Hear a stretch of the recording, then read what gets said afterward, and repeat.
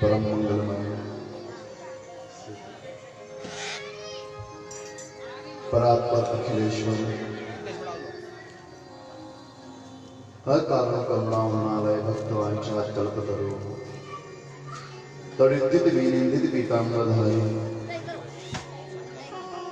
भगवान श्री बांके बिहारी लाल के श्री चरणों में कोटि कोटि प्रणाम।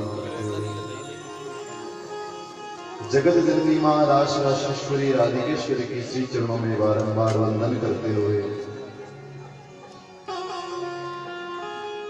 भगवान गणेश मां सरस्वती सदगुरुदेव भगवान के श्री चरणों में प्रणाम करते हुए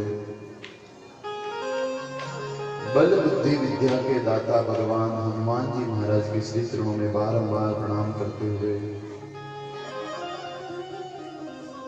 भगवान कृष्ण का प्रत्यक्ष वाङ्मय स्वरूप श्रीमद् भागवत महापुराण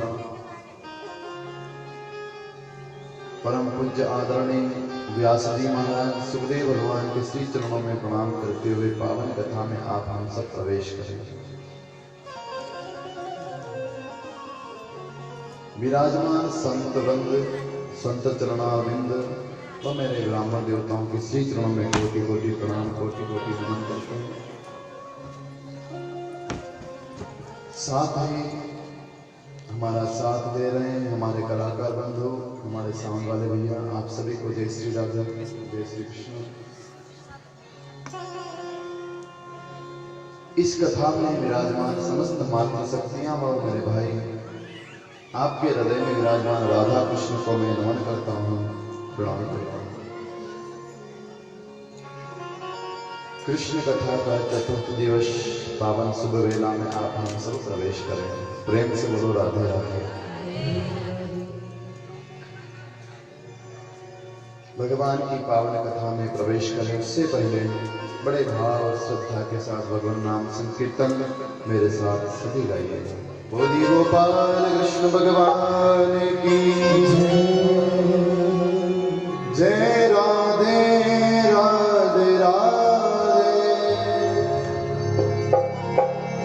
जय गिरिधर गोपाला जय राधे राधे राधे जय गिरिधर गोपाला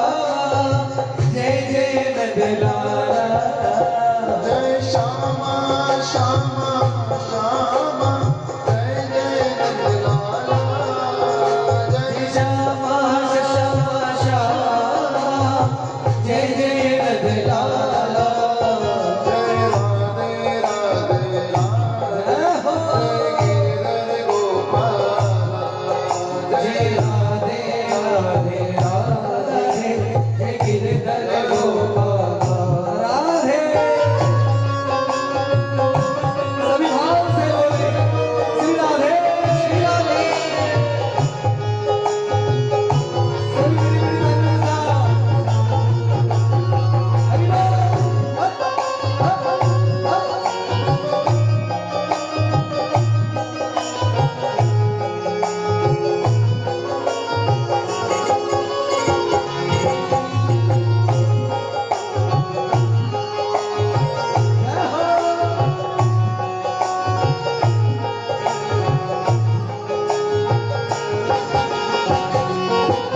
जय राधे राधे राधे गिरिधर गोपाला जय राधे राधे राधे जय गिरधर गोपाला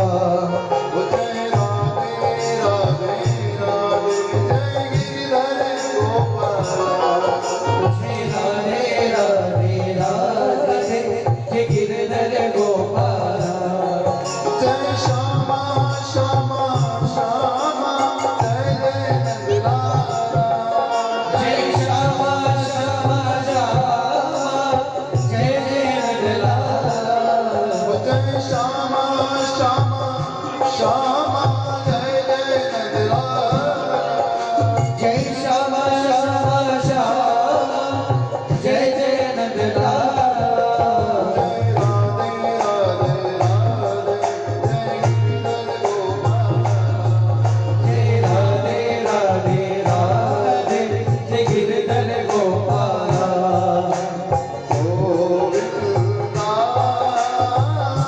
गोपाला मेरो मुरली मनोहर नंदलाला गोविंदा गोपाला मुरली मनोहर नंदलाला गोविंदा सभी बोले गोपाला मेरो मुरली मनोहर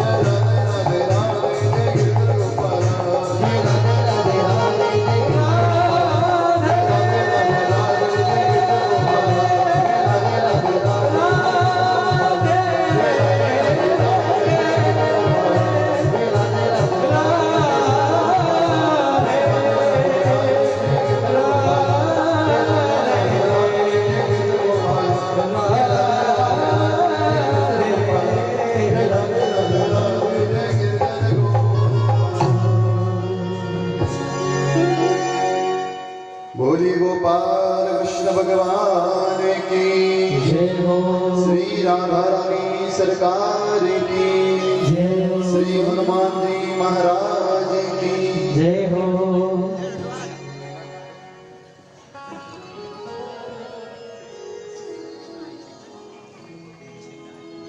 परम पूज्य पावन कृष्ण कथा में आप हम सब प्रवेश करें। इस व्यासपीठ से सभी मातृ शक्तियां मेरे भाइयों का सभी का बहुत बहुत स्वागत है, अभिनंदन है। भगवान की प्रेरणा से, भगवान की कृपा से ऐसा शुभ अवसर आप हम सब के माध्यम से यहाँ उपस्थित हुआ है। आप समस्त मातृ शक्तियां व मेरे भाई भी सभी यहाँ लगे हुए हैं, कार्यरत हैं।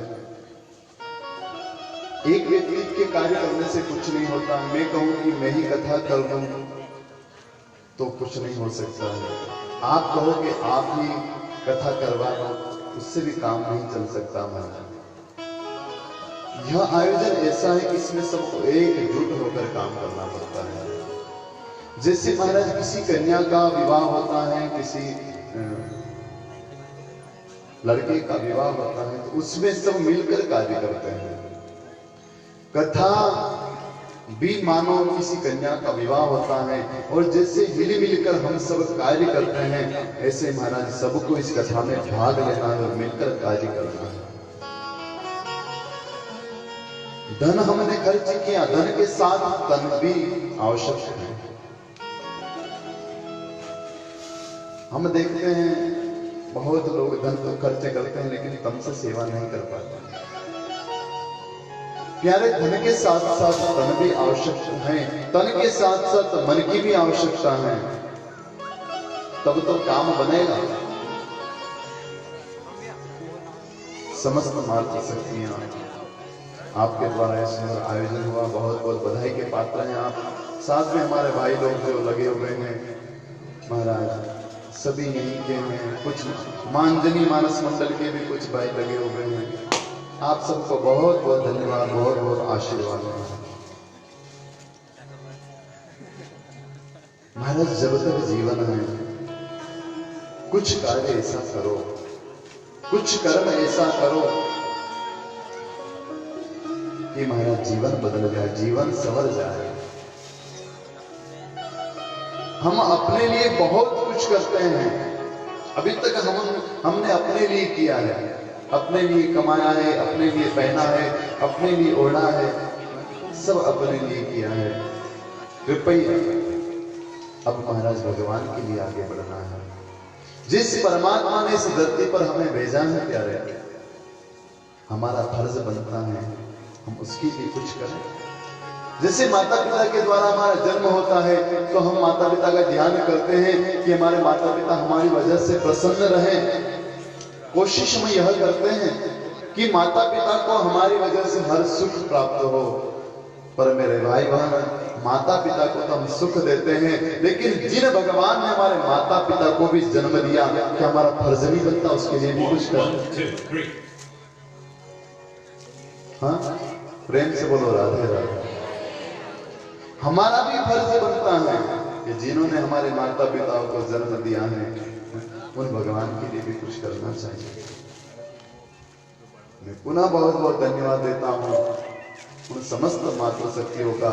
और ऐसा नहीं है महाराज, किसी के मन में ऐसा भाव उत्पन्न हो जाए ना कि यहाँ आयोजन हो रहा है, हम भी कुछ धर्म का कार्य करें, आप सबका स्वागत है। तन मन धन जो आपके पास हो सब यहाँ आकर समर्पित करो महाराज। सबका स्वागत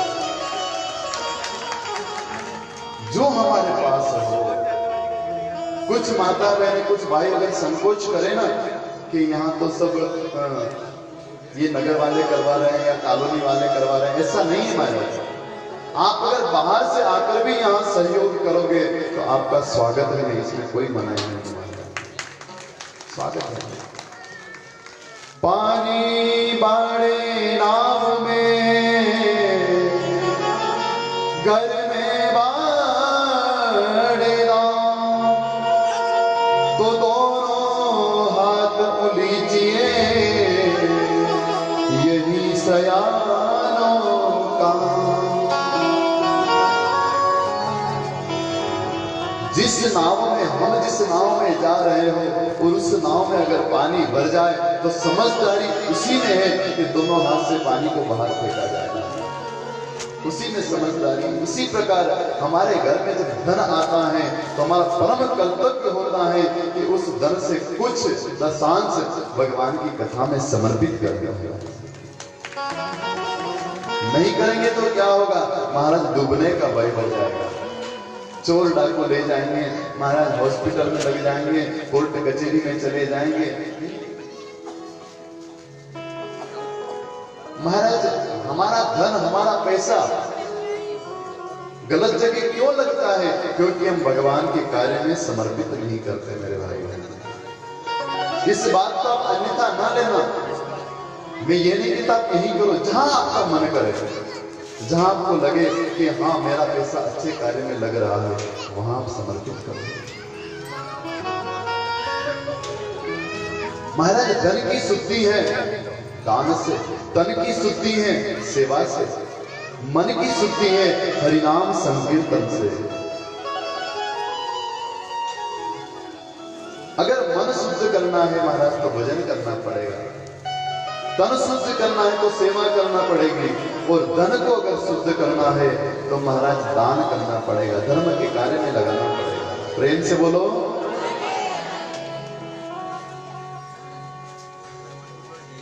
इसलिए महाराज ऐसा कोई भी मातृशक्तियां मेरी माताएं, कोई भी भाई ऐसा ना सोचे कि महाराज हम क्या करें, हम तो बस कथा सुन रहे हैं, हम चाहते तो हैं पर कुछ कर नहीं पा रहे। पर सबका स्वागत है महाराज, ये सब आप ही का आयोजन है, किसी का पर्सनल विशेष व्यक्ति का नहीं है। इसलिए जो हमसे बोला महाराज, कल आप सबने बड़ी पावन कथा भगवान शिव चरित्र को श्रवण किया, साथ में नानी बाई का मायर भी आपने कल थोड़ा सुना था। प्रेम से बोलो।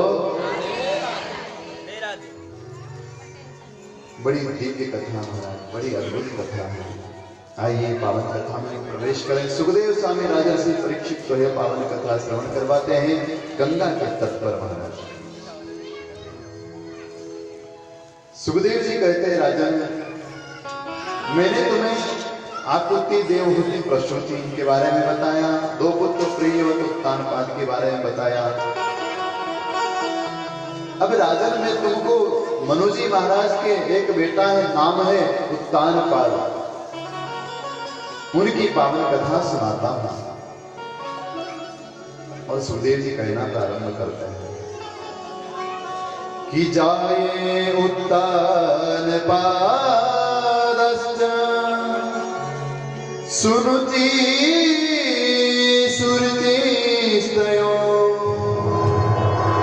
सुरुचि प्रेयसी पत्न्यो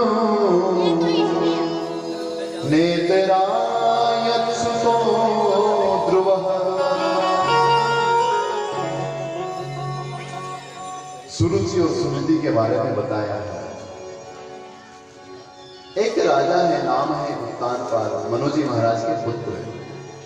उनके दो पत्नियां हैं, नाम है सुनिधि और सुरुचि। महाराज हर व्यक्ति की दो पत्नियां होती हैं, कौन? सुनिधि और सुरुचि। जैसे उत्तानपाद के ऐसे हर मानव की दो पत्नियां हैं, दो पत्नियां सुनिधि और सुरुचि। कैसे? महाराज एक को नीति प्रिय होती है, एक को रुचि प्रिय होती है। और महाराज व्यक्ति किससे ज्यादा प्रेम करता है? रुचि से। मेरी जैसी रुचि है ऐसा मैं काम करूंगा, नीति की बात कोई सुनना नहीं चाहता है।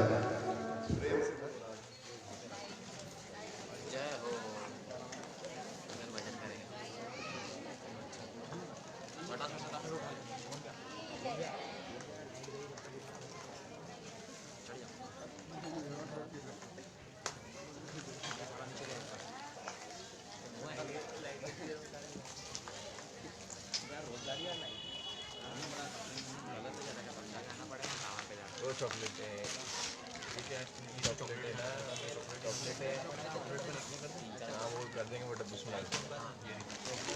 चॉकलेट ये रख पीछे।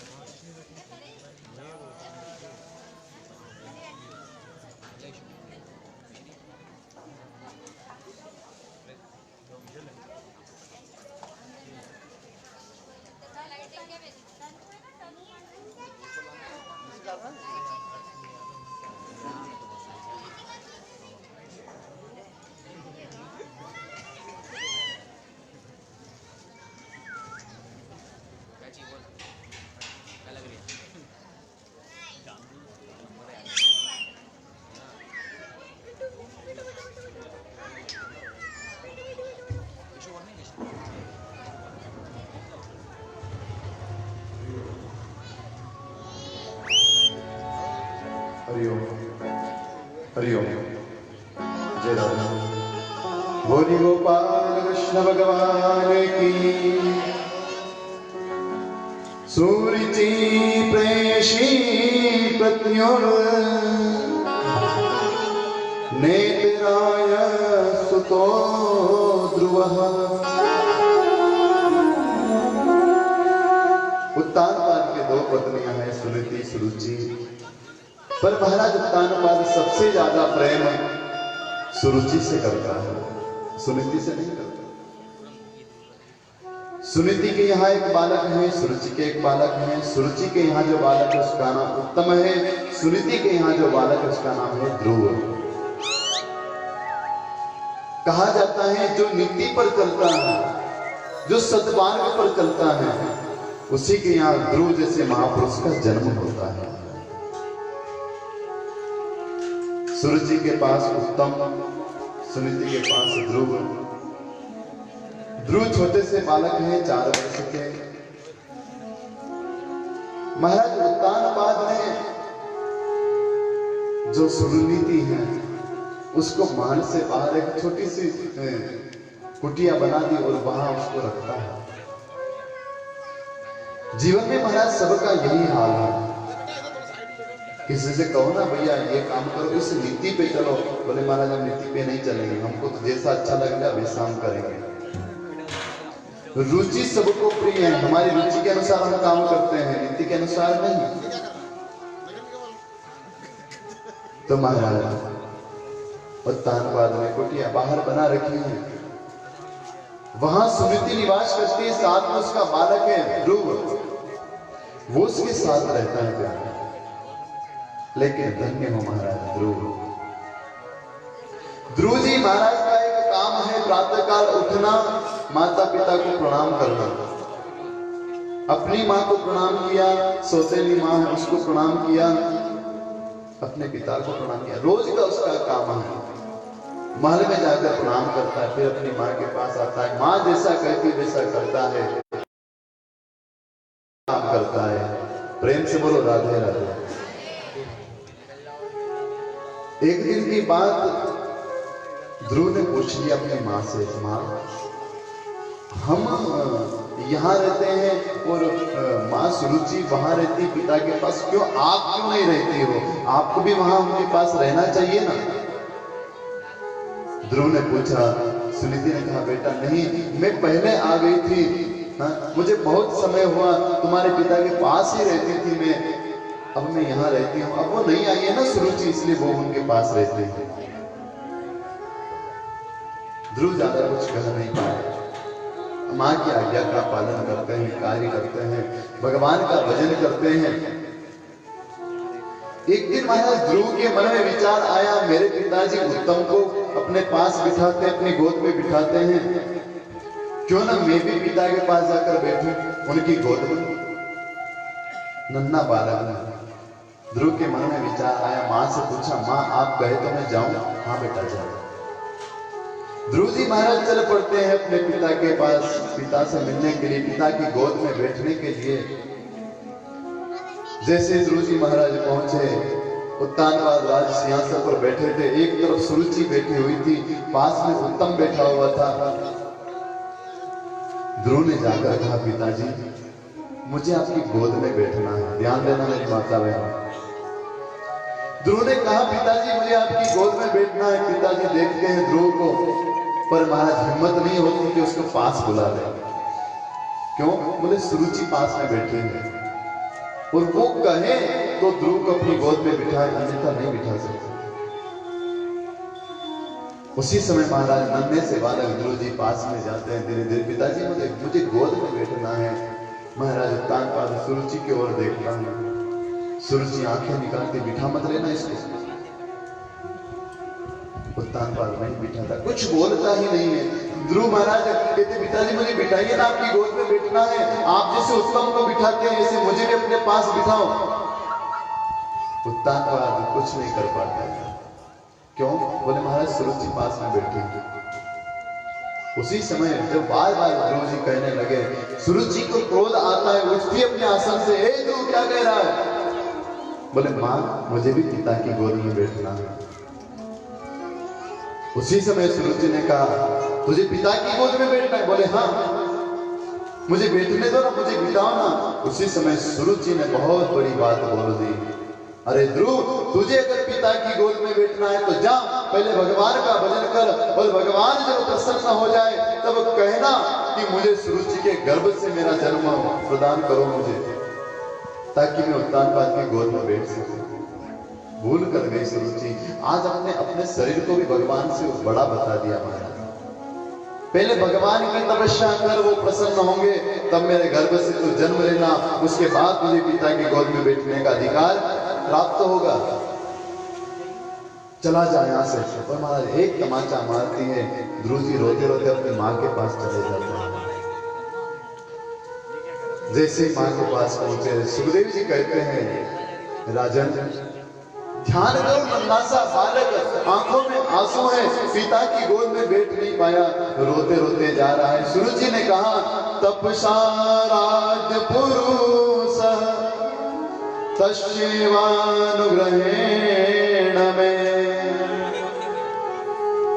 सुरुचि ने मारकर वहां से भगाया, रोते रोते आए मां के पास। और धन्य हो महाराज ध्रुव, बच्चों को शिक्षा दो तो ऐसी शिक्षा दो। ध्रुव पास में आए रोते रोते, मां ने पूछा, बेटा हुआ क्या, कौन रो रहा है? ध्रुव जी बोलते नहीं बोले, मौन खड़े हैं, नेत्र से जर्जर आंसू बह रहे हैं। मां बार बार पूछती, बेटा क्या हुआ? ध्रुव तो नहीं बोल पाए, लेकिन कुछ पास में कुछ सखा लोग खेल रहे थे, उन्होंने कहा, मां ये तो नहीं कहेंगे, हम बताते हैं क्या हुआ। हाँ आप बताओ क्या हुआ? बोले आपके कहने पर ये ध्रुव गया था मां से मिलने के लिए, पिता की गोद में बैठने के लिए। क्या हुआ? बोले जब ये वहां गया तो सुरुचि ने महाराज इनको भगा दिया, और महाराज मार कर भगाया, इसलिए रो रहे हैं। उसी समय मां ने अपने पुत्र को गले से लगाया, बेटा तूने मुझे कहा क्यों नहीं? तोतली वाणी में ध्रुव जी महाराज कहते हैं, मां आपने मुझे कहा था, घर का कोई बड़ा सदस्य अगर तुझे डांटे मारे तो मुझसे आकर कहना मत, क्योंकि वो तेरी भलाई के लिए मारेंगे डांटेंगे।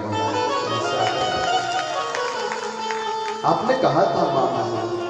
ओहो, मां ने सुना, अपने पुत्र को हृदय से लगा लिया, झरझर आंसू बहने लगे। नन्हा सा बालक महाराज है। सुनीति ने कहा, वाह बेटा, पुत्र हो तो ऐसा। महाराज माँ की एक बात का उल्लंघन नहीं किया। माँ आपने कहा था कभी कहना मत, इसलिए मेरी हिम्मत नहीं हुई कहने की। क्या कहा तेरी माँ ने? सुरुचि ने क्या कहा बेटा? माँ सुरुचि ने कहा, अगर पिता की गोद में बैठना है ना तो पहला भगवान की तपस्या कर, उस नारायण की तपस्या कर, वो जब प्रसन्न हो जाएगा तब तुझे पिता की गोद में बैठने का अधिकार मिलेगा। धन्य हो महाराज सुनीति ने कहा, बेटा सत्य बात है। सुरुचि ने कहा, भगवान की तपस्या कर, तो जा बेटा भगवान का तप कर, भजन कर। ध्रुव ने कहा, मां क्यों? बोले तुझे पिता की गोद में बैठना है ना? हाँ बेटा एक बात कहूं? कहो मां। बोले उस पिता की गोद में मत बैठ, आज तेरा पिता तुझे गोद में बिठाएगा, कल उतार देगा। बैठना है तो जगत पिता की गोद में बैठ, एक बार बैठ गया तो फिर उतारा नहीं जाएगा। उसकी गोद में बैठ, जा बेटा भगवान का भजन कर। तेरी मां ने कहा सत्य बात है, जा। महाराज चाहती तो मां से रोक देती, जाकर उत्तानपाद से कहती, क्यों आपका ये उत्तम ही बेटा है, मेरा ध्रुव बेटा नहीं है। लेकिन धन्य हो महाराज सुनीति, जाओ ध्रुव भगवान का भजन करो। ध्रुव ने कहा, मां मैं कहा जाऊंगा भजन करने? बोले वन में चले जाओ, वृंदावन चले जाओ, यमुना के तट पर चले जाओ, जहां भगवान ने लीला की है वहां जाकर भजन करो। ध्रुव ने कहा, मां मैं कहीं इस घर में ही बैठकर, कहीं कोने में बैठकर भजन कर लूं तो? सुनीति ने कहा, बेटा जिस पिता की गोद में बैठने का तुझे अधिकार नहीं है, उस पिता के बनाए हुए मकान में बैठने की भी तुझे अधिकार नहीं। मत बैठो, मेरा आशीर्वाद तेरे साथ है, तो भगवान का भजन कर।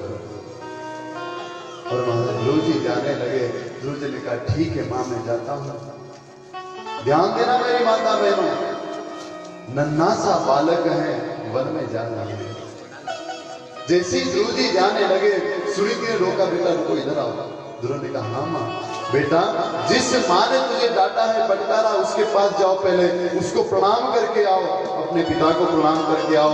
जब व्यक्ति घर से बाहर जाता है उसका फर्ज बनता है माता पिता को प्रणाम करके जाए।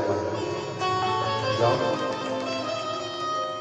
जिस माँ ने महाराज मारा है उसी के पास सुनीति भेज रही है, जाओ पहले प्रणाम करके आओ। और महाराज ध्रुव जी चल पड़ते, क्योंकि माँ जानती है, सुनीति जानती है कि मेरा बेटा जो है अब भगवान को प्राप्त करके ही लौटेगा। आज अगर सुरुचि चांटा नहीं मारती तो मेरा बेटा वन की ओर नहीं जाता। उसकी कृपा है जो ये वन की ओर जा रहा है, इसलिए बेटा जाओ उनको प्रणाम करके आओ। ध्रुव जी चल पड़ते हैं महाराज। जैसे अयोध्या से चलते समय भगवान राम ने सबसे पहले कैकेयी को प्रणाम किया था महाराज, कौशल्या को बाद में प्रणाम किया, सुमित्रा को बाद में, पहले कैकेयी को प्रणाम किया। राम जानते हैं कि आज मैं वन में जा रहा हूं, संतों के दर्शन होंगे, महापुरुषों के दर्शन होंगे, ऋषियों के दर्शन होंगे। कौशल्या की कृपा बाद में, पहले कैकेयी की कृपा है। अगर आज ये 14 वर्ष का वनवास मुझे नहीं देती तो मुझे संतों के दर्शन नहीं होते। जैसे राम ने कैकेयी को प्रणाम किया, ऐसे आज ध्रुव जी महाराज सुरुचि को प्रणाम करने के लिए जाते हैं। सुरुचि को प्रणाम किया, मां मैं जा रहा हूं। कहां? तपस्या करने। आपने कहा ना तप करने, इसलिए जा रहा हूं। सुरुचि कुछ बोलती नहीं है। उत्तानपाद को प्रणाम किया, उत्तानपाद ने हाथ उठा दिया, जाओ। और ध्रुव जी महाराज चल पड़े, अपनी माँ के पास आए, माँ को नमन किया, माँ को प्रणाम किया। मैं जाऊं? हाँ बेटा जा। कुछ दूर ध्रुव जी महाराज जाते, फिर लौट कर आते, माँ सच में जाऊं? ध्रुव जी को लग रहा है कहीं माँ मुझे रोक ले तो अच्छा है, पर मेरे भाई बहन सुनीति कहती हाँ बेटा जाओ, मेरा आशीर्वाद तुम्हारे साथ है, भगवान कृपा करेगा। महाराज एक माँ के सामने नन्हा सा 4 वर्ष का बालक जाता है, उस माँ पर क्या बीतती होगी। ध्रुव जी चल पड़े, माँ वहां पर शेर, हाथी, भालू ये सब होंगे ना? हाँ बेटा वो तो होंगे। माँ वहां मेरी रक्षा कौन करेगा माँ? ध्रुव ने पूछ लिया। माँ जब मैं फोटो, महाराज ध्रुव जब फोटो में देख लेते थे सांप को, फोटो में शेर को देख लेते थे, डर जाते थे। आज ध्रुव ने पूछ लिया, माँ वहां तो हकीकत के होंगे ना? वहां मेरी रक्षा कौन करेगा? वहां मुझे कौन बचाएगा? अगर शेर भालू मेरी तरफ आ गए, मुझे खाने लगे तो मेरी रक्षा कौन करेगा? सुनीति ने एक बात कही, बेटा जिसने 9 माह तक तेरी गर्भ में रक्षा करी, वही परमात्मा तेरी वहां भी रक्षा करेगा। जा, मेरा आशीष तेरे साथ है। कितना सुनते हैं ध्रुव जी महाराज जाने लगे। सुनीति से रहा नहीं गया। सुनीति महाराज देखती मेरा नन्हा सा बालक जा रहा है, नेत्रों में आंसू भर आए। अभी तक तो माँ सुनीति रोक रही थी अपने आंसुओं को, क्यों? क्योंकि अगर ध्रुव मेरे आंसू को देख लेगा तो वो जाएगा नहीं। आंसू को पी रही थी महाराज अंदर ही, मेरा बेटा जा रहा है, मेरा बेटा जा रहा है। और ध्रुव जी महाराज जाने लगे। अब तो महाराज वो प्रेम के आंसू, दुख के आंसू बाहर आ गए। माँ ने कहा अब मुझसे रुका नहीं जाएगा। तुरंत कक्ष में जाती है, दरवाजा बंद कर देती है और रोना प्रारंभ कर देती है। विधाता से कहती है भगवान मेरे ध्रुव की रक्षा करना। पृथ्वी मैया से कहती माँ तू भी एक माँ है, मैं भी एक माँ हूँ। अभी तक मेरा बेटा मेरे पास रहता था, अब माँ मैं अपने बेटे को तेरे पास भेज रही हूँ, तू इसकी रक्षा करना। हे पृथ्वी, हे माँ, तू भी तो माँ है। और महाराज माँ ही माँ का दुख समझ सकती है, माँ ही माँ का दर्द समझ सकती है। पृथ्वी को बार बार, पृथ्वी मैया को बार बार प्रणाम किया और कहा मेरे बेटे की रक्षा करना। माँ मेरे बेटे को जब कांटा लग जाता है ना, उसको महाराज थोड़ा सा अगर कांटा चुभ भी जाए तो मैं तुरंत उसका महाराज उपचार करती हूँ। मेरा बेटा जीवन में कभी बाहर गया नहीं है, आज बाहर जा रहा है, माँ रक्षा करना। अपने पूर्वजों से कहती है हे पूर्वजों, हे देवताओं, अगर मेरे महाराज वंश के लोगों ने आपका पूजन किया है तो मेरे ध्रुव की रक्षा करना। इतना कहते कहते माँ रोती रोती गिर पड़ती है। ध्रुव जी महाराज जा रहे हैं, कहाँ मिलेंगे भगवान, भगवान कैसे होते हैं, भगवान को देखा नहीं अभी तक। माँ ने कह दिया, विश्वास हो गया, चल दिए। लेकिन धन्य हो महाराज, जब भक्त भगवान के लिए एक कदम बढ़ता है तो मेरा गोविंद उसके लिए 10 कदम बढ़ता है।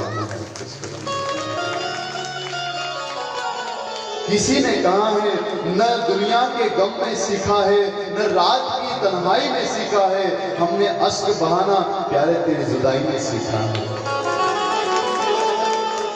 हमने अश्क बहाना तेरी जुदाई में सीखा है। प्यारे जीवन का वो जीवन व्यर्थ है, हाँ?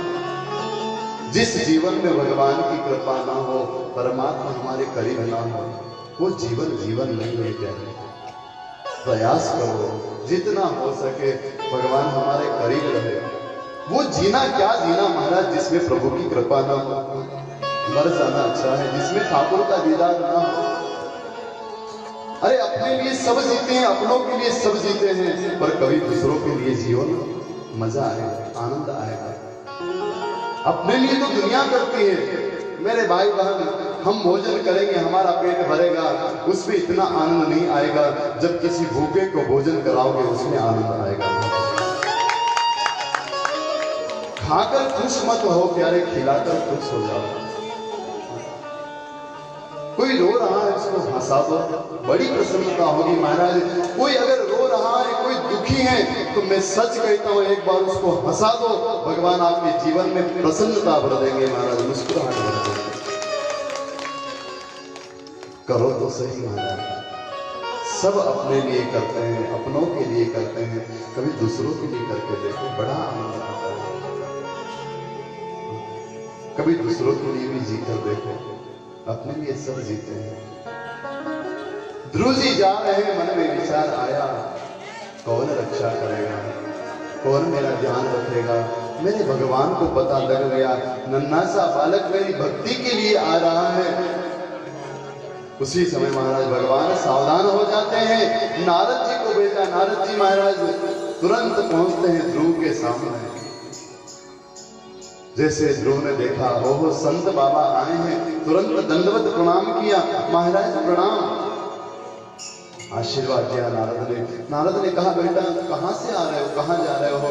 ध्रुव ने कहा, महाराज मैं अपने घर से आ रहा हूं महाराज, उत्तानपाद का बालक हूं, नाम है ध्रुव।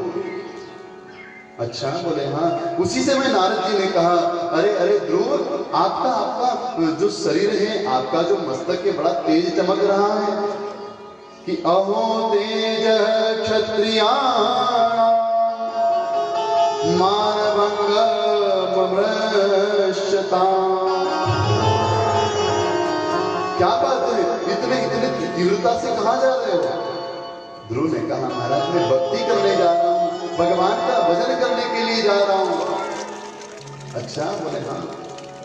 बेटा तुम्हें पता है भगवान कैसे मिलते हैं? बोले महाराज उसी को तो मिलने जा रहा हूं, उसी को प्राप्त करने के लिए जा रहा हूं, आज नहीं तो कल भगवान मुझे मिलेगा। नारद ने कहा, बेटा गलत बात है। क्या? बोले भगवान ऐसे नहीं मिलते हैं, अभी तुम छोटे हो, बच्चे हो, अभी खेलने कूदने की उम्र है, घर जाओ खेलो कूदो, अभी से भगवान का भजन करने के लिए आ गए हो। ध्रुव जी कहते, महाराज मैं आया हूं भजन करने के लिए। और जब क्षत्रिय कोई संकल्प ले लेता है तो महाराज उसको पूरा करके ही मानता है, अन्यथा नहीं मानता। अहो तेज क्षत्रियाणाम, महाराज मैं संकल्प लेकर आया हूं, भगवान को प्राप्त करके ही जाऊंगा। उसी समय नारद जी कहते हैं, बेटा जन्म जन्म मुनि जतन कराई, अंतराम कहीं आवत नाही।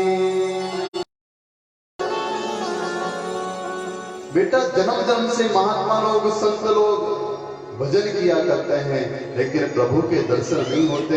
अरे कई वर्ष व्यतीत हो जाते हैं, फिर भी भगवान के दर्शन नहीं होते, और तू भगवान का दर्शन करने जा रहा है। ध्रुव जी ने कहा, महाराज पहले ये बताइए आप कौन हो? हाँ, आपका नाम क्या है?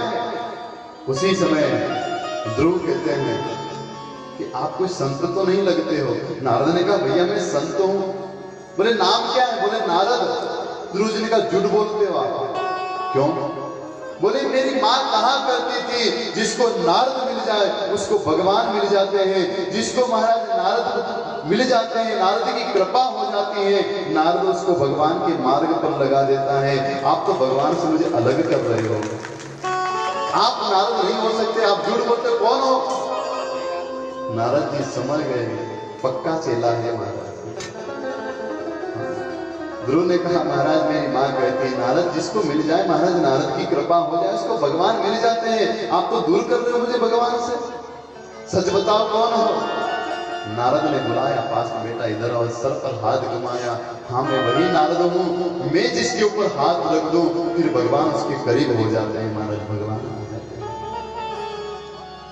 ध्रुव ने प्रणाम किया, तो महाराज मेरे ऊपर भी कृपा करो, मुझे भी भगवान से मिलना है।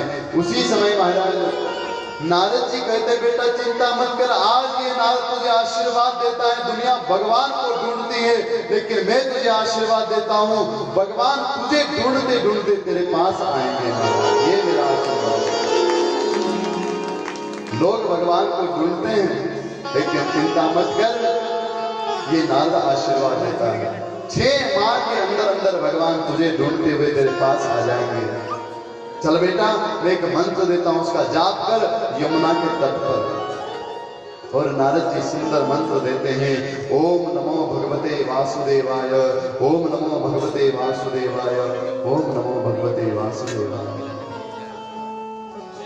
3 बार मंत्र का उच्चारण करवाया, ध्रुव 3 बार मंत्र का उच्चारण करते हैं, चल पड़ते हैं यमुना के तट पर। ओम नमो भगवते वासुदेवाय का जाप करते करते सुखदेव स्वामी कहते राजन,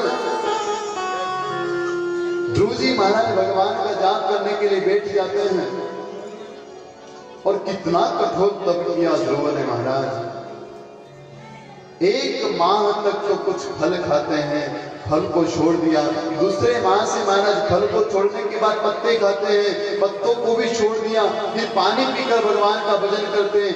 ऐसे करते करते महाराज जैसी 6ठा महीना लगता है महाराज सब कुछ छोड़ दिया, यहाँ तक कि सांस लेना भी छोड़ दिया, सांस लेना छोड़ दिया महाराज। ऐसी भक्ति करने लगे ध्रुव। अब तो महाराज मेरे नारायण का सिंहासन डगमगाने लगा, प्रेम से बोलो राधे राधे। भगवान का सिंहासन हिलने लगा, भगवान कह रहे ये क्या हो रहा है, मेरा सिंहासन पहली बार इतना तेज हिल रहा है, क्या बात है? उसी समय नारद जी पहुंच जाते भगवान के पास। नारद जी ने कहा महाराज क्या हुआ? बोले नारद मेरा सिंहासन बड़ा तेज हिल रहा है, क्या बात है? बोले आप तो यहाँ सोते रहो, लक्ष्मी पैर दबा रही, आपको क्या फर्क पड़ता है? क्यों क्या हुआ? बोले महाराज आपका नन्हा सा भक्त ध्रुव यमुना के तट पर बैठा आपकी भजन कर रहा है, आपका ध्यान कर रहा है, आप उसे दर्शन दो।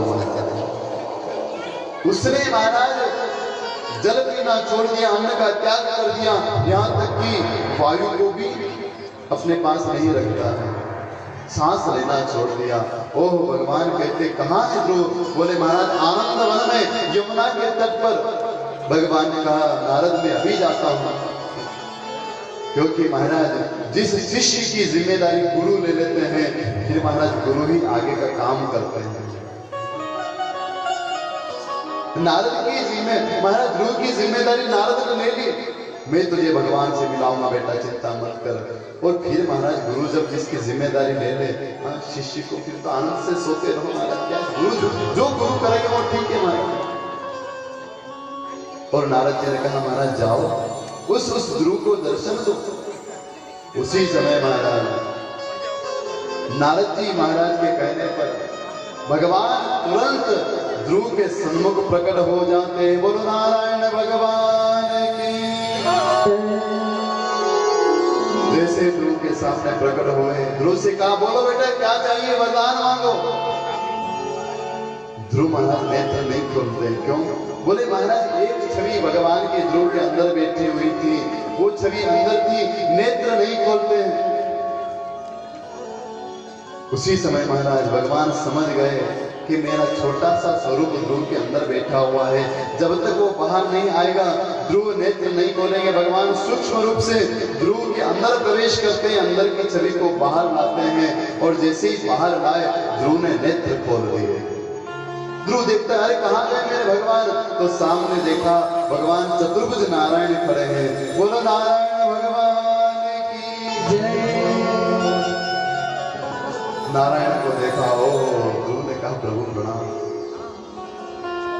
प्रणाम किया। बोलो बेटा क्या चाहिए, किस लिए मुझे बुलाया, क्यों इतनी कठिन तपस्या की? मांगो, जो मांगोगे सो दूंगा। प्रेम से बोलो। ध्रुव जी ने कहा कि नारद जी ने गुरु मंत्र तो दे दिया, गुरु ने गुरु मंत्र तो दे दिया, लेकिन ये नहीं बताया कि भगवान आएंगे तो बोलना क्या है हमारा। भगवान सामने आ गए, नन्हे से माले कि क्या जाने कैसे स्तुति की जाती है, कैसे भगवान की पूजा की जाती है। ध्रुव जी ने कहा नारद जी अब मेरे गुरु को कहाँ ढूंढूं, गुरु जी आएंगे तब बताएंगे।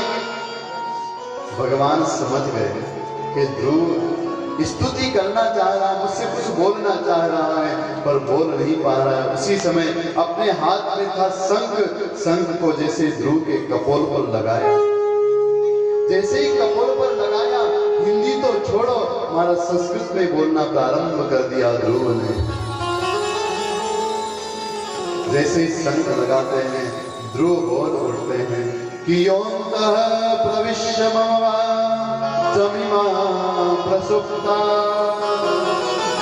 संजीवयत्यखिल सत्तिदरा स्वधाम्ना अन्यस्य हस्तचरण श्रवण त्वगादिन प्राणान्नमो भगवते पुरुषाय तुभ्यम्। ध्रुव ने संस्कृत में बोलना प्रारंभ कर दिया, योऽन्तः प्रविश्य मम वाचमिमां प्रसुप्ता। हे नाथ, आपकी कृपा से गूंगा बोलने लगता है, बहरा सुनने लगता है, लंगड़ा चलने लगता है, पंग विलंग गिरिम वंदे परमानंद माधव। आपकी जिस पर कृपा हो जाए महाराज, बहरा होता है ना, वो भी सुनने लगता है। जो बोल नहीं पाता, आपकी कृपा हो जाए तो वो गूंगा भी बोलने लगता है। और नाथ आपकी कृपा है हो जाए तो जो लंगड़ा होता है वो भी पहाड़ चढ़ जाता है महाराज। ये भगवान की कृपा है। बोलो ध्रुव क्या चाहिए? महाराज बस आपकी भक्ति चाहिए थी, मुझे प्राप्त हो गई, अब किसी की आवश्यकता नहीं है। नहीं बेटा कुछ तो मांगो। बोले नहीं महाराज, आपके दर्शन हो गए महाराज, उससे बड़ा और कुछ हो सकता है क्या?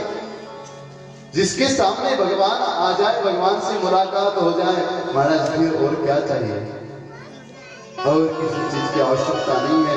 ध्रुव ने कहा महाराज सब कुछ मिल गया है, अब मुझे कुछ नहीं चाहिए। नहीं ध्रुव तू कुछ तो मांग। नहीं मांगा। भगवान ने कहा ठीक, तू नहीं मांगता तो मैं खुद ही दे देता हूँ। और भगवान ने कहा ध्रुव मैं तुझे आशीर्वाद देता हूँ, तू अपने पिता के पास गया था कि मुझे गोद में बैठना है, जो राज सिंहासन पर तुझे बैठने की अभिलाषा थी। मैं आज तुझे आशीर्वाद देता हूँ, 36,000 वर्ष तक तू उस राज्य गद्दी पर राज्य करेगा। उसके बाद मैं तेरे लिए एक ध्रुव लोक बनाऊंगा जिसमें सप्तऋषि परिक्रमा करते हैं। उस ध्रुव लोक में तुम आना। ये मेरा आशीर्वाद है, जाओ। और महाराज ऐसा सब ध्रुव लोक ऐसा है कि सप्तऋषि जो है वो उस ध्रुव तारे की परिक्रमा करते हैं। ऐसा भगवान ने आशीर्वाद दिया। जाओ, मेरा आशीर्वाद है बेटा, 36,000 वर्ष तक तुम यहाँ राज करना, उसके बाद मेरे पास आ जाना। ध्रुव ने कहा ठीक है महाराज। और ध्रुव जी महाराज आज चल पड़ते अपने घर की ओर, अपने नगर की ओर। इधर महाराज नारद जी महाराज तुरंत पहुंचे उत्तानपाद के पास, ध्रुव के पिता के पास। उत्तानपाद ने कहा आइए महाराज, कैसे आना हुआ? बोले कैसे क्या आना हुआ? आपको पता है आपका नन्हा सा बालक ध्रुव भगवान को प्राप्त करके आ रहा है। अरे जाओ उसका स्वागत करो महाराज, जाओ उसका स्वागत करो। उसी समय महाराज ध्रुव जी महाराज आते हैं। इधर नारद जी के कहने पर जिस माँ ने चाटा मारा था ध्रुव को, महाराज जिस पर भगवान की कृपा होती है, शत्रु भी अपने हो जाते हैं। शत्रु भी मित्र बन जाते हैं। जहां पर कृपा राम की होई तहां पर कृपा करे सब कोई। जिस पर भगवान की कृपा हो जाती है महाराज, उस पर सब कृपा करते हैं। ध्रुव जी महाराज आते हैं, पिताजी आते हैं, भागते हुए ध्रुव का स्वागत किया, वंदन किया। ओहो, ध्रुव को देखकर पिता के मन में एक विचार आया, मेरे इस नन्हे से बालक ने भगवान को प्राप्त कर लिया और मैं अभी तक इस संसार में पड़ा हुआ था, मुझे यहाँ से जाना चाहिए। राज्य पर ध्रुव को बिठाया और तानपान वन में चले गए। महाराज सूरज जी जिसने ध्रुव को मारा था वो भी वन में चली गई। ध्रुव राज्य गद्दी पर बैठे हैं, सुनीति के साथ रहते हैं। महाराज एक बार ध्रुव महाराज यक्षों के साथ ध्रुव का युद्ध होता है। क्यों? बोले यक्षों ने एक बार ध्रुव के भाई उत्तम को मार दिया, इसलिए ध्रुव जी उससे युद्ध करते हैं। तब मनु जी महाराज समझाते हैं कि बेटा नायम मार्गो ईशादुना ऋषिकेशानुवर्तिना। बेटा ये संतों का मार्ग नहीं है, संत तो सबकी रक्षा करते हैं, तुमने यक्षों को मार दिया। महाराज ध्रुव ने क्षमा मांगी, मुझे क्षमा करो। ध्रुव पुनः अपने नगर में आते हैं और महाराज 36,000 वर्ष पूर्ण होते हैं। एक माताजी आते हैं महाराज, काले काले माताजी, मोटे तगड़े माताजी और महाराज विराट रूप माताजी का। ध्रुव से कहा ध्रुव चलो। ध्रुव ने कहा माताजी आपको आज दिन तक आपको इस नगर में मैंने देखा नहीं है, आपका नाम क्या है? उसी समय उस देवी ने कहा मेरा नाम है मृत्यु। मृत्यु? हाँ। बोले जो इस संसार में जन्म लेता है उसको मैं लेने के लिए आती हूँ, आपको लेने के लिए मैं आई हूँ, चलो तैयार हो जाओ। ध्रुव ने कहा माताजी आप आई तो हैं लेकिन आपका नियम क्या है? महाराज ध्रुव जी ये बात कर ही रहे थे, इतने आकाश में विमान आ गए। ध्रुव जल्दी आओ और इस विमान में बैठ जाओ। ध्रुव ऊपर देखते हैं, ओहो विमान आ गए, एक तरफ माताजी खड़े, एक तरफ विमान। अब ध्रुव जी ने कहा करूं क्या? माताजी से पूछा माताजी आपका नियम क्या है? माताजी कहती, मृत्यु देवी कहती मेरा नियम यह है कि जो इस धरती पर जन्म लेता है उसको मैं स्पर्श करती हूँ। अच्छा बोले हाँ। ध्रुव ने कहा माताजी काम करें ना, आप मुझे स्पर्श करो या मैं आपको स्पर्श करूं, बात तो बराबर है। तो माताजी एक काम करो, आप अपना सर नीचे झुकाओ, मैं आपको स्पर्श कर लेता हूँ। मृत्यु देवी झुक जाते हैं महाराज। ध्रुव जी कहते हैं माताजी ये जो विमान देख रहे हो ना बहुत ऊपर है, आप झुक जाओगे, आपके ऊपर पैर रख के मैं विमान में बैठ जाऊंगा। और उसी समय महाराज एक भक्त के सामने मृत्यु झुक जाती है। ध्रुव जी महाराज मृत्यु के ऊपर पैर रखते हैं और विमान में बैठ जाते हैं। बोलो ध्रुव जी महाराज की जय। ध्रुव जी विमान में बैठते हैं। सुखदेव जी कहते हैं राजन जो भगवान का भक्त होता है, परम भक्त होता है, मृत्यु भी सर झुकाकर उसके सामने खड़ी होती है। और ध्रुव जी महाराज विमान में बैठकर जाते हैं। विमान को ऊपर गया, मन में ध्रुव जी की विचार आया, कुछ उदास हो गए। पार्षदों ने पूछा अरे ध्रुव उदास क्यों हो, क्या बात है? उसी समय ध्रुव जी ने कहा महाराज एक मन में एक बात, एक विचार चल रहा है। क्या? बोले महाराज मेरी माँ तो नीचे ही रह गई है और मैं आपके साथ चल रहा हूँ। उसी समय पार्षदों ने कहा अरे ध्रुव जिस माँ ने तुझ जैसे बालक को जन्म दिया वो कभी नीचे नहीं रह सकती, जरा ऊपर देख। और ध्रुव जी ने जैसे ऊपर देखा तो एक विमान और जा रहा है जिसमें सुनीति बैठकर जा रही है। महाराज ध्रुव जी बड़े प्रसन्न हुए। महाराज जिस माँ के द्वारा ऐसे बालक का जन्म हो वो माँ भला पीछे कैसे रह सकती है?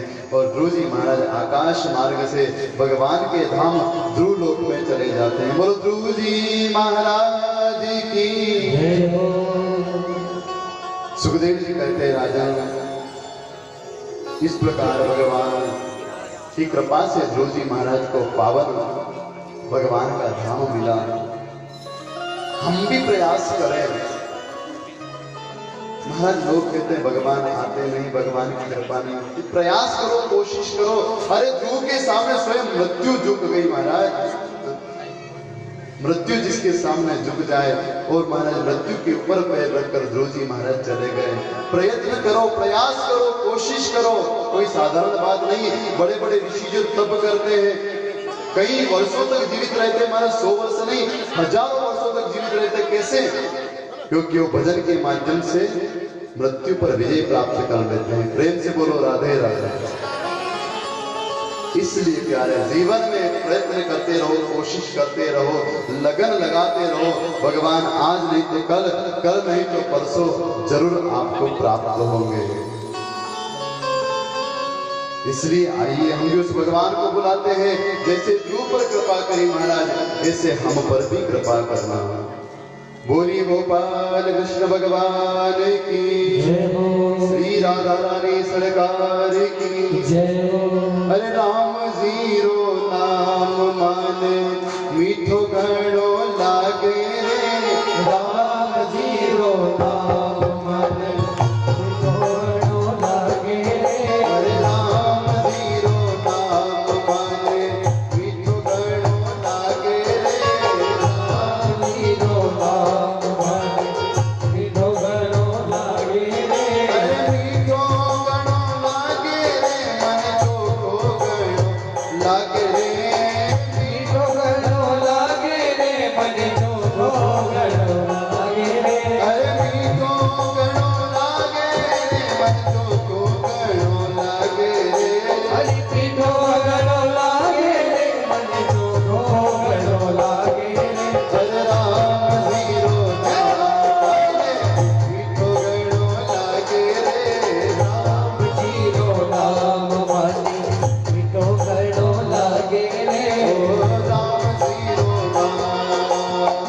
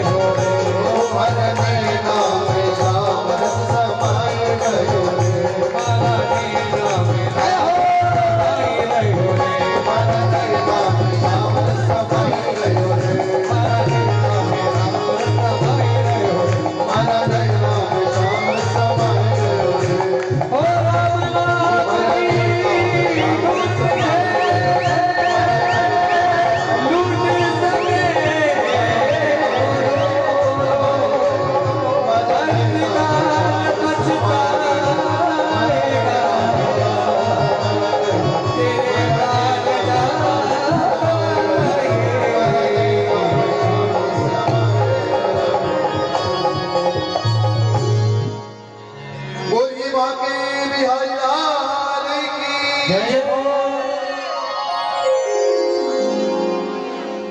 हो राम जीरो नाम माने मीठो गण। आपको नहीं लगता है?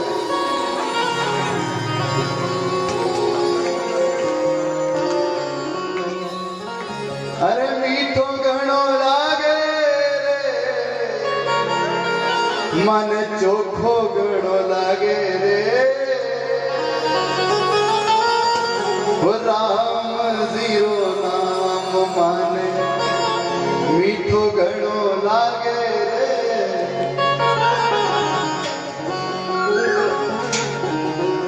जो आनंद यहाँ है बताओ वो कहीं और है क्या?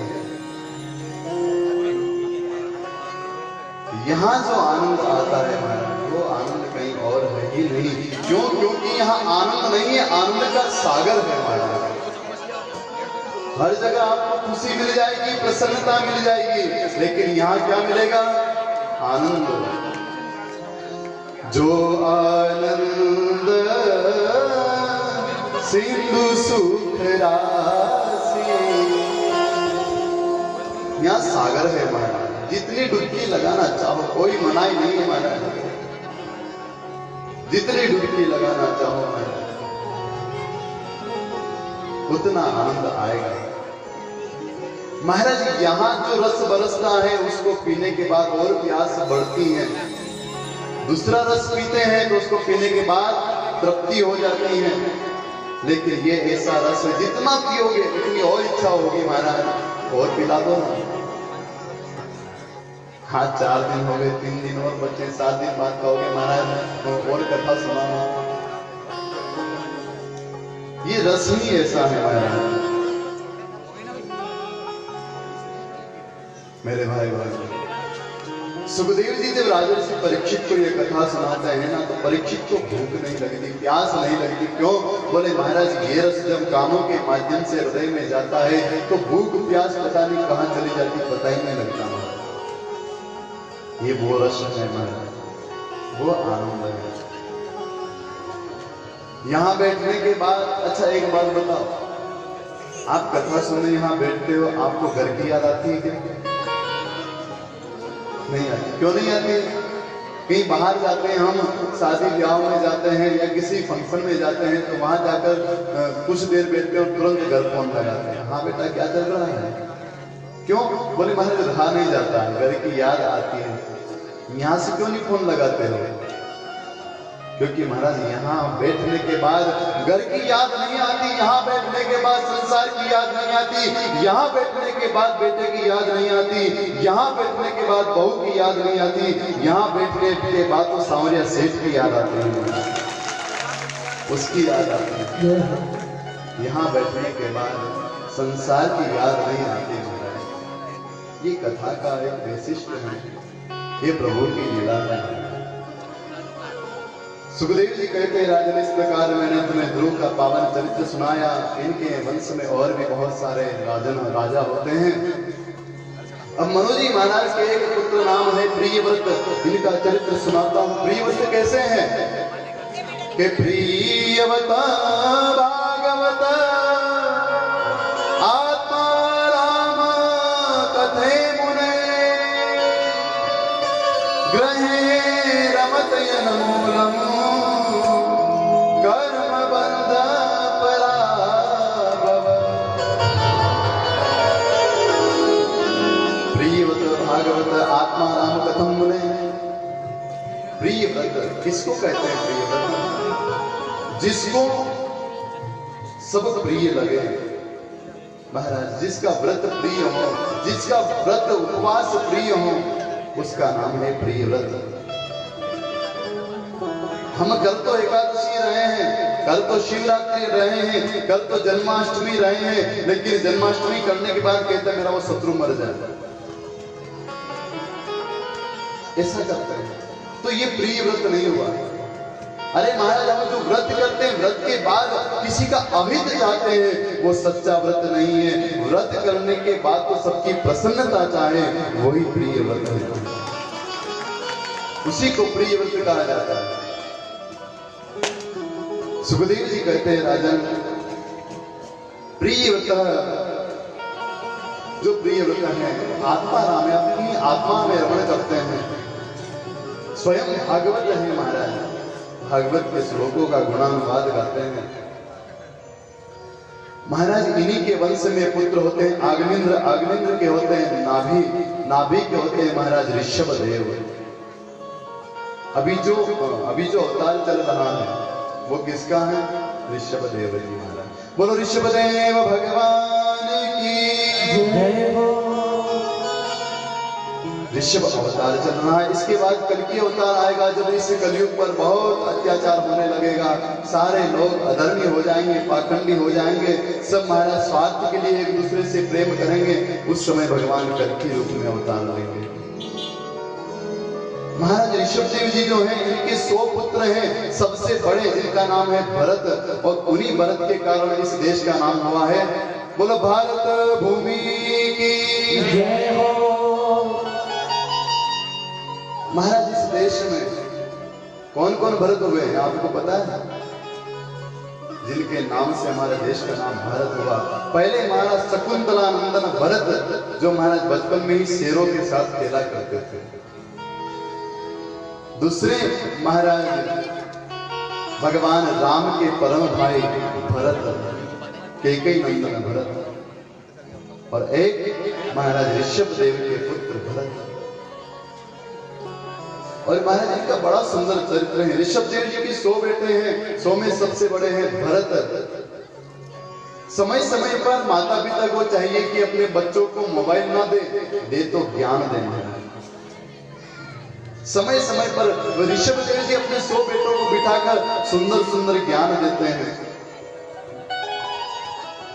एक दिन महाराज ऋषभदेव जी सबसे सारे बच्चों को अपने पास बिठाया और पूछा, बेटा अच्छा ये बताओ, ये मनुष्य तन तुम्हें मिला है, किसने मिला है? उसी समय सारे बच्चे कहते हैं, महाराज ये मनुष्य तन मिला है, ये भगवान का भजन करने के लिए, कुछ अपना काम करने के लिए, कुछ महाराज संसार के लिए, कुछ शॉपिंग करने के लिए, कुछ फिल्म देखने के लिए। हाँ, प्रेम से बोलो राधे राधे। महाराज उसी समय ऋषभदेव जी कहते हैं, सबसे पूछा, एक एक बच्चों से पूछा। एक ने कहा, महाराज कुछ नहीं, सुबह उठो, सुबह उठने के बाद ब्रश करो, मंजन करो, स्नान करो, अपने काम पे चले जाओ, इसलिए जीवन मिला है। ऋषभदेव जी कहते बैठ जा। दूसरे को खड़ा करके, बता तू बता ये जीवन किस लिए मिला है? वो कहता नहीं महाराज, बस अपना काम करो और परिवार वालों के साथ रहो, बस आनंद करो। सब अपने मत के अनुसार अपनी अपनी बात रखते हैं। उसी समय ऋषभदेव जी कहते हैं कि नहीं बेटा, ये मनुष्य तन केवल खाने के लिए, पीने के लिए, कमाने के लिए, सोने के लिए, उठने के लिए नहीं मिला है। तो ऋषभदेव जी कहते बेटा, कीनायम देहो देह भाजाम लोके कष्टान कामानहति भुजांगया कि तपो दिव्य पुत्र कायेन सत्वं सुद्धेय तस्माद् ब्रह्म सौख्यत्वनन्ता नायम देहो देह भाजाम न लोके। बेटा ये देह मिला है ना, ये खाने कमाने के लिए नहीं, तो पूरे सेवा के लिए मिला है।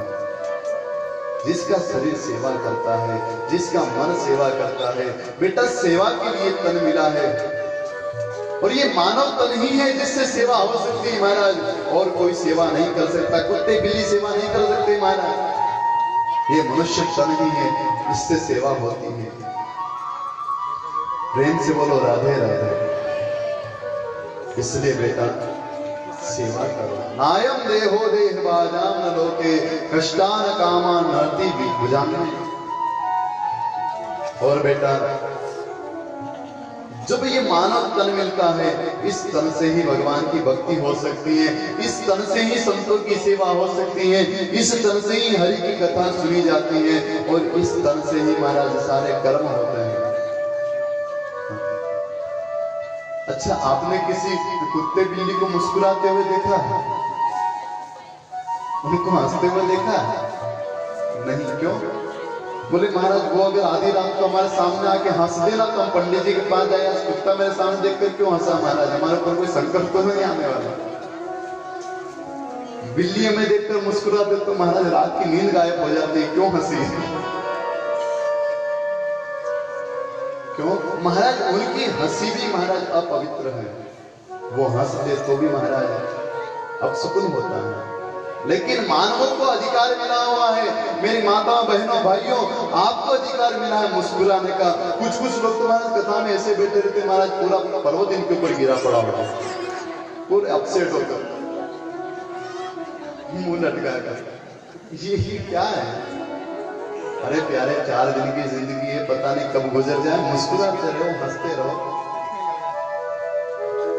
गंभीर मत बैठो।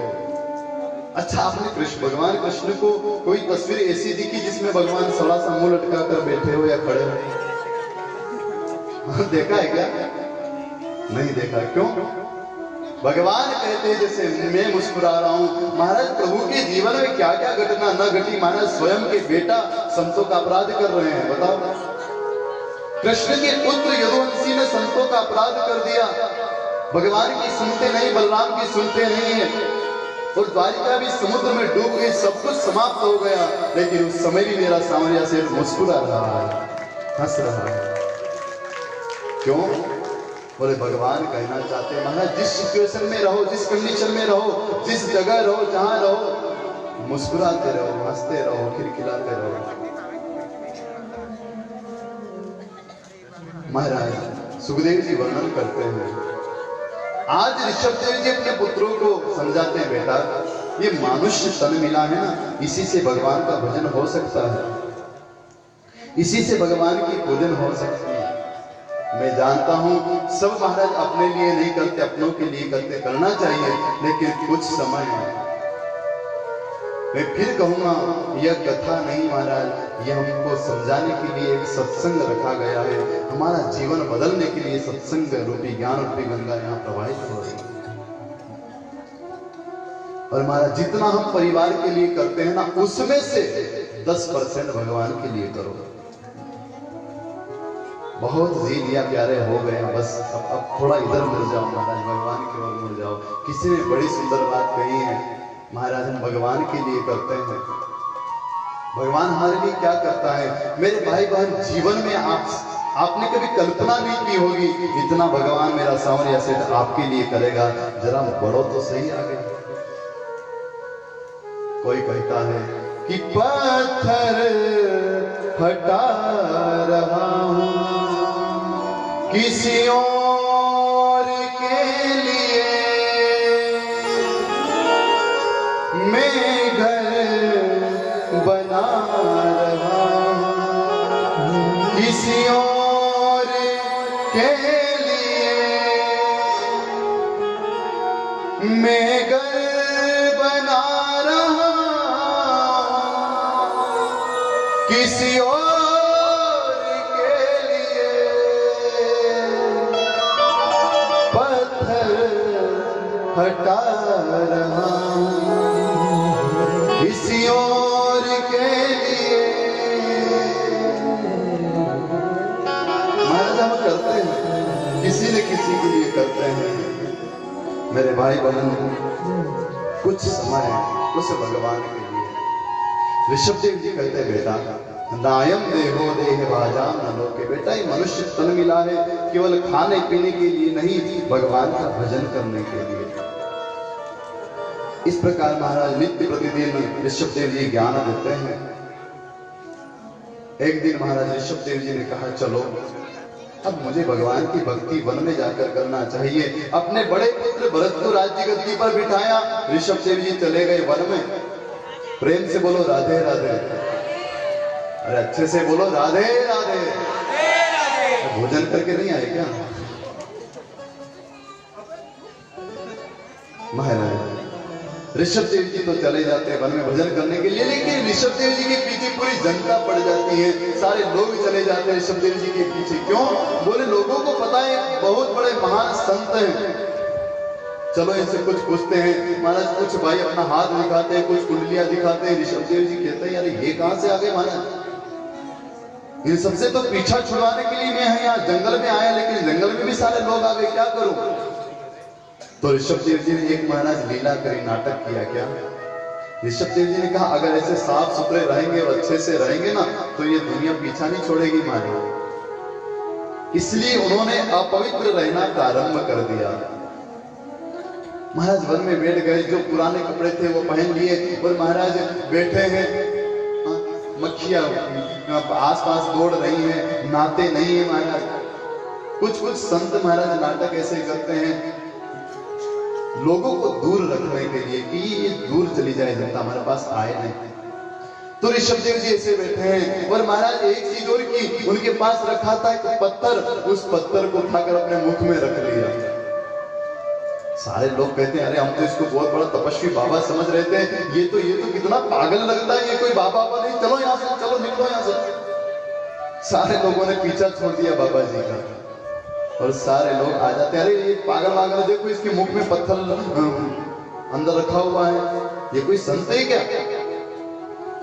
और महाराज सारे लोग आ जाते हैं। उसी समय ऋषभदेव जी कहते हैं धन्यवाद इस 50 ग्राम के पत्थर को मारा कि सारी दुनिया को दूर कर दिया, यही तो मैं चाह रहा था। और महाराज भगवान का भजन करते करते ऋषभदेव जी अपने शरीर का परित्याग करते हैं। बोलो ऋषभदेव भगवान की।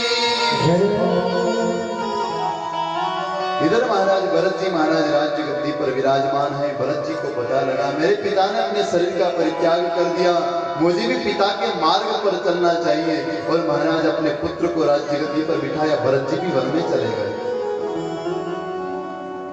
जैसे ही वन में गए, एक नदी के तट पर, गंडकी नदी के तट पर जाकर बैठ जाते हैं। वहां भगवान का भजन करना प्रारंभ किया। वहां भजन करते हैं, कई समय व्यतीत हो गया। एक दिन महाराज उस गंडकी नदी के किनारे एक हिरणी आती है। हिरणी थी गर्भवती और वो उस गंडकी नदी के किनारे पानी पी रही थी। आपने देखा हो ये हिरण जो होते हैं डरते बहुत हैं। महाराज जब पानी पी रही थी, चारों तरफ देख रही थी कोई आ ना जाए, महाराज ने तो शिकार हो जाएगा। उसी समय महाराज शेर की दहाड़ आती है, शेर चिल्लाता है और जैसे शेर की आवाज सुनी, वो गर्भवती हिरणी ने कहा अब मैं मर जाऊंगी, इसलिए उस पार चली जाऊं। जैसे जोर से छलांग लगाई, महाराज हिरणी तो वहां जाकर मर जाती है और उसके गर्भ से एक हिरण उत्पन्न हो जाता है। और महाराज वो हिरण पानी में बहता हुआ जा रहा है, पानी में गिर जाता है, बहता हुआ जा रहा। उसी समय महाराज ये आवाज भरत जी को सुनाई दी, भरत जी के कानों में पहुंची। भरत ने कहा ये क्या है? सामने देखा तो नन्हा सा एक हिरण बहता हुआ जा रहा है। भरत जी महाराज सारा भजन छोड़ते हैं, उठते हैं और हिरण को लाकर अपने गले से लगा लिया। प्रेम सबसे करो, ममता किसी में मत रखो। आए थे महाराज भजन करने के लिए, लेकिन हिरण की जाल में फंस गए महाराज। कभी कभी होता है ना ऐसा, हम भजन करते हैं पर हो नहीं पाते, क्योंकि इस माया में ऐसे जकड़ जाते हैं कि समय ही नहीं मिल पाता। बहुत सारे हमसे आके पूछते हैं महाराज जी हम भजन तो रोज करते हैं आपके कहने से, पर कभी कभी बाहर चले जाते हैं ना तो भजन नहीं होते। मैं कहता हूँ बाहर चले जाओ तो भोजन भी मत करना। भोजन क्यों करते? बाहर आ गए भैया, यहाँ भोजन वोजन भी मत करो। जब बाहर जाने के बाद आपका भजन छूट सकता है तो प्यारे भोजन भी छोड़ दो।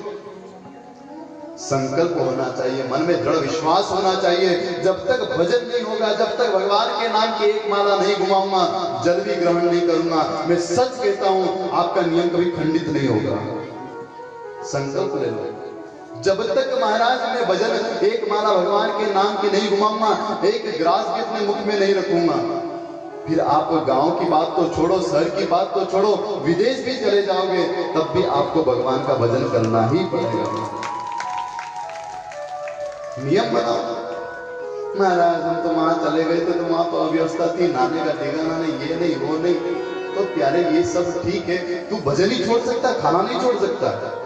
खाना भी छोड़, पानी पीना भी छोड़, सबसे मिलना छोड़, ये नहीं होता। महाराज बस भजन ही छूट जाते। अच्छा मेरे भाई जहां भी रहो, जिस वेश में परिवेश में, जिस वेश में परिवेश में जहां भी रहो, जैसे भी रहो, भगवान का नाम सुमिरन करते रहो। किसी भी स्थिति में रहो, भगवान को मत भूलो। आज भरत जी महाराज उस हिरण की जाल में फंस गए, हिरण को लेकर आए। हाँ, कोई मर रहा हो ना, उसको बचा जरूर लेना। भरत जी महाराज को चाहिए था, सुखदेव जी कहते राजा भरत जी उस हिरण को लेकर आते, उसको पहुंचते, कुछ देर उसको अपने पास रखते, फिर उसको विदा कर देते, छोड़ देते, लेकिन उन्होंने ऐसा नहीं किया। आए थे हरि भजन को ओटन लागे कपास, आए थे भजन के लिए और यहाँ पड़ गए चक्कर में। भरत जी महाराज लगे हुए हैं, हिरण की सेवा करते हैं। महाराज 10 माला करते थे, 10 माला छूट गई, 5 माला हो रही है। क्यों? क्योंकि सेवा हिरण की हो रही, शासन। धीरे धीरे धीरे धीरे वो हिरण बड़ा होने लगा। अब तो महाराज इतनी ममता हो गई हिरण में, ऐसे फंस गए भरत जी महाराज के रात दिन, अरे बेटा हिरण कहाँ गए हो, अरे बेटा कहाँ, मैं तुम्हारे लिए घास लेकर आया हूँ, देखो मैं तुम्हारे लिए ध्रुवा लेकर आया हूँ। और अपने हाथों से ध्रुवा खिलाते हैं। सुखदेव जी कहते हैं राजन, जहाँ 10 माला होती थी वहां 5 होने लगी, अब तो 5 भी छूट गई, बस 1 माला करते हैं। 1 माला हो रही है और लगे हुए हिरण की सेवा में। 2 मिनट अगर हिरण नजर ना आए ना तो महाराज विचलित हो जाते हैं भरत। अरे कहाँ गया, अरे हिरण बेटा कहाँ गया, मैं तुम्हारे बिना नहीं जी सकता, मैं तुम्हारे बिना नहीं रह सकता। सब नाटक है महाराज। दुनिया कहती, लोग कहते हैं महाराज हम आपके बिना नहीं रह सकते। अरे क्या नहीं रह सकते महाराज, मरने के बाद 4 दिन नहीं पूछोगे, हम नहीं रह सकते। ये सब नाटक है महाराज। किसी संत ने तो कहा प्रेम किसी से करो तो महाराज जैसे हृदय धड़कता है, जैसे सांस धड़कती है, सांस आती है, हृदय धड़कता है, ऐसा आपका प्रेम उस धड़कन के साथ धड़के, उसको सच्चा प्रेम कहते हैं महाराज, उसको सच्चा प्रेम कहते हैं। बहुत सारे कहते हैं नाटक करते हैं हम आपके बिना नहीं रह सकते। आप नहीं दिखते हो ना महाराज, खाना ही नहीं खाते हैं। अच्छा अभी मर जाए तो हमारा 4 दिन नहीं पूछे। और वो खुद जो बोलता है ना हम तुम्हारे बिना नहीं रह सकते, हम तुम्हारे बिना खाना नहीं खा सकते, वो सबसे पहले कहे जल्दी ले जाओ, शाम हो जाएगी, फिर कल पे बात जाएगी। क्या है महाराज? हृदय से महाराज स्नेह करो। और मेरे भाई बहन, संसार का हाथ आपने पकड़ा, एक दिन छोड़ दोगे। सांवरिया सेठ का हाथ पकड़ लिया तो महाराज वो कभी नहीं छोड़ेगा, कभी नहीं। भगवान कहते जिसको मैं एक बार पकड़ लूं फिर छोड़ता नहीं हूं। दुनिया का क्या है महाराज, कभी भी झटकार दे, फेंक दे, कोई भरोसा नहीं है। पकड़ना हो तो सांवरिया सेठ को पकड़ो प्यारे। आज भरत जी महाराज फंस गए हिरण की जाल में, 1 माला भी छूट गई। अब तो बस उसी के गुणगान गाते हैं। एक दिन भरत जी महाराज स्नान करने के लिए गए नदी में, और जैसे ही नदी में स्नान करने गए हिरण ने देखा कि बहुत सारे हिरण जा रहे हैं। उस हिरण ने देखा भैया ये मैं तो इस बाबा जोगी के पास रहता हूँ और मेरे बिरादरी की तो ये जा रहे हैं, मेरे समान तो ये लोग लग रहे हैं। बहुत सारा हिरण का झुंड जा रहा था। उसी समय वो हिरण भी उनके साथ चल पड़ता है। जैसे उनके साथ चल पड़ा उसी समय महाराज भरत जी आते हैं। पुनः देखते हैं हिरण कहीं दिखाई नहीं दे रहा है। अरे बेटा कहाँ गए हो, अरे बेटा कहाँ गए, लेकिन हिरण आता नहीं है। सुखदेव जी कहते राजन, हिरण हिरण करते करते भरत जी महाराज अपने प्राणों का परित्याग कर देते हैं। जैसे अपने शरीर का परित्याग किया, अंते यामति सागति, अंत में जिसका ध्यान करोगे महाराज वही आपको बनना पड़ेगा। जिसका हम ध्यान करो। हमारे पूज्य गुरुदेव कहा करते थे कि आज जितनी माताएं हैं ना, जितनी स्त्रियां हैं, वो पिछले जन्म में पुरुष थी महाराज। कौन थी? आज जितनी स्त्रियां हैं वो पिछले जन्म में पुरुष थी महाराज। उन पुरुषों ने स्त्रियों का ध्यान किया, इसलिए इस जन्म में स्त्री बन गई। और जितने पुरुष हैं वो पिछले जन्म में स्त्री हुआ करते थे। उन्होंने अपने पति का ध्यान किया, पुरुष का ध्यान किया, इस जन्म में पुरुष बन गए। प्रेम से बोलो। इसलिए प्यारे जो ध्यान करोगे अंतिम समय में वही आपको बनना पड़ेगा प्यारे। इसलिए मैं बार बार कहता हूँ कथा के माध्यम से, पूरा जीवन बिगड़ गया है तो भूल जाओ, लेकिन अंत में मृत्यु को जरूर सुधार लेना, मृत्यु को जरूर सुधार लेना। भरत जी महाराज मृत्यु को प्राप्त हुए और महाराज अगला जन्म उनका हिरण का हो गया, क्योंकि हिरण में ध्यान रह गया था। हिरण बनते हैं, लेकिन भक्ति उन्होंने की थी, इसलिए उनको पता है कि मैं पिछले जन्म में कौन था, इस जन्म में हिरण बना हूं। भक्ति कभी निष्फल नहीं होती। अब तो उनके मन में विचार आया कि मैं भगवान का ही भजन करूंगा, और हिरण बनने के बाद भी वो भगवान का भजन करते हैं। आपने देखा होगा कुछ लोग, कुछ माताएं ऐसी होती हैं जिनको पूर्व जन्म याद हो जाता है कि मैं पिछले जन्म में कौन था। क्यों? बोले उन्होंने इतनी भक्ति की है। भरत जी ने इतनी भक्ति की थी कि उनको पता है कि मैं पिछले जन्म में भरत था, इस जन्म में हिरण बना, क्योंकि हिरण की जाल में फंस गया था। भगवान का भजन करते करते उस भरत ने, उस हिरण ने अपने शरीर का परित्याग कर दिया। सुखदेव जी कहते राजन अगला जन्म होता है पुनः एक ब्राह्मण के घर, और महाराज वहां जब जन्म हुआ तो वहां भी उनका नाम भरत रखा गया। प्रेम से बोलो राधे राधे। वहां भी उनका नाम भरत रखा। भरत जी महाराज धीरे धीरे बड़े होते, पिताजी बोलते हैं बेटा चलो गायत्री मंत्र पढ़ो, ओम भूर्भुवस्सुवः। भरत जी नहीं पढ़ते हैं। क्यों? भरत जानते हैं अगर आज गायत्री मंत्र पढ़ लिया ना, कल पिताजी कहेंगे बेटा चलो ये वेद पढ़ो, परसों कहेंगे चलो ये किताब पढ़ो, ये पुस्तक पढ़ो, ये पढ़ो। महाराज ऐसे करते करते मुझे कहेंगे अब यजमान के यहाँ जाओ महाराज, अब पूजा पाठ करा। इसलिए महाराज पिछले जन्म में फंस गया था, अब नहीं फंसना चाहता हूँ, अब तो गोविंद के चरणों में रहना चाहता हूँ। इसलिए भरत जी महाराज कुछ सीखते ही नहीं। पिताजी बार बार कहते बेटा पढ़ो ना, नहीं पढ़ते।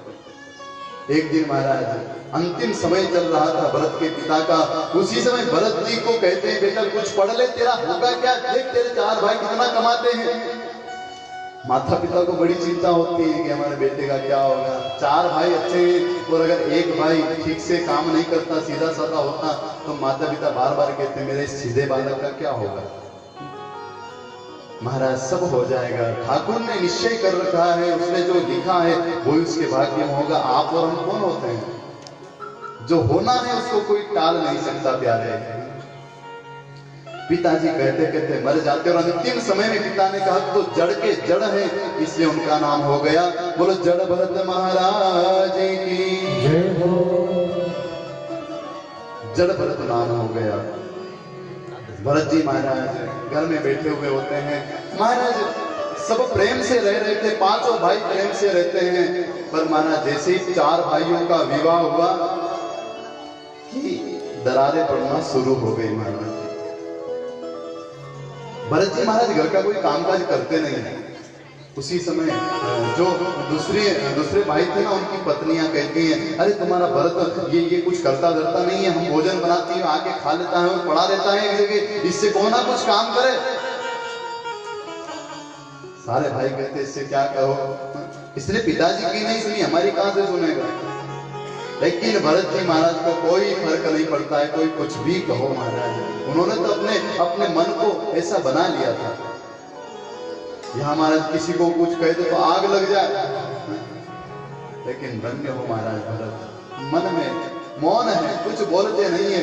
एक दिन महाराज 4 भाई की जो पत्नियां हैं वो बहुत चिल्लाती हैं, अरे तुम अपने भाई को बेचते क्यों नहीं हो, कुछ न कुछ काम तो करवाओ, ये दिन रात यहाँ खाता रहता है, कुछ नहीं तो इसको कुएं पर भेजो, खेत में रखवाली करेगा। भाइयों ने कहा ठीक है, वो तो बैठे बैठे रहने का काम है, वहां बैठे बैठे रखवाली करेगा, कुछ पक्षी आएगा तो उनको भगाएगा। हाँ, एक दिन भरत से कहा भरत एक काम करो ना, तुम यहाँ बैठे रहते हो, जाओ खेत में जाकर, वहां हमारा धान लगा हुआ है, पक्षी आते हैं उनको भगाना। हाँ? भरत जी कहते हैं ठीक है भैया मैं जाता हूँ, और भरत जी महाराज चल पड़ते हैं खेत की ओर। प्रेम से बोलो राधे राधे। जैसे ही खेत की ओर चले, खेत की वहां मेर पर जाकर बैठ जाते हैं और पक्षी आते हैं महाराज।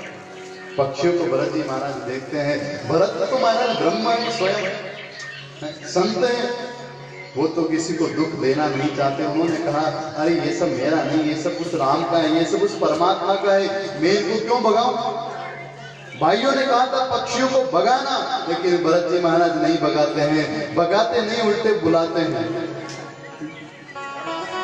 भरत जी कहते ये सब मेरा नहीं है, आप भी राम जी के हो, फसल भी राम जी की है, मैं भी राम जी का हूँ, सिया राम में सब जग जानी, सब राम के हैं, तो फिर मैं इनको क्यों मना करूंगा। मना नहीं करते हैं, और सारे पक्षी आते हैं, दाना चुगते हैं, और महाराज इधर भरत जी महाराज आनंद लेते हो, आज भंडारा हो रहा है महाराज, पक्षी भोजन कर रहे हैं। हाँ? देखकर मुस्कुराते हैं और एक ही बात कहते हैं, राम जी की चिड़िया राम जी रोके, अरे खाओ रे चिड़ैया बर बर पे, राम जी की चिड़िया राम जी को गे, राम जी की चिड़िया राम जी को गे, खाओ चिड़ैया बर बर पे, खाओ चिड़ैया बर बर पे।